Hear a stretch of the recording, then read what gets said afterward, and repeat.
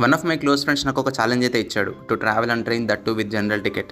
Then I said why not and I felt like ఇది ఒక challenge అయినా. And ticket అయితే తీసుకొని లోపలికి అయితే వచ్చేసా. It cost me around 65 rupees.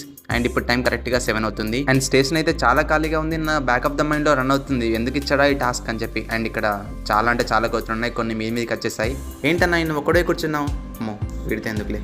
Finally మన ట్రైన్ అయితే వచ్చేసింది guys. Sleeper coach, AC coach అన్నీ పోతూనే ఉన్నాయి. జనరల్ కోచ్ ఇంకా రావట్లే అని చూసే గ్యాప్లోనే అక్కడ ఒక పెద్ద క్యూ. ట్రైన్లా లేదు, తిరుపతి దర్శనంలా ఉంది. ఒక్క సైడ్ దొరుకుతున్నాడు. సీట్ల కోసం కాదు, జస్ట్ నిలబడడానికైనా జాగ దొరుకుతుందని. ఇప్పుడు అర్థమైంది వాడు ఎందుకు ఈ టాస్క్ ఇచ్చాడా అని.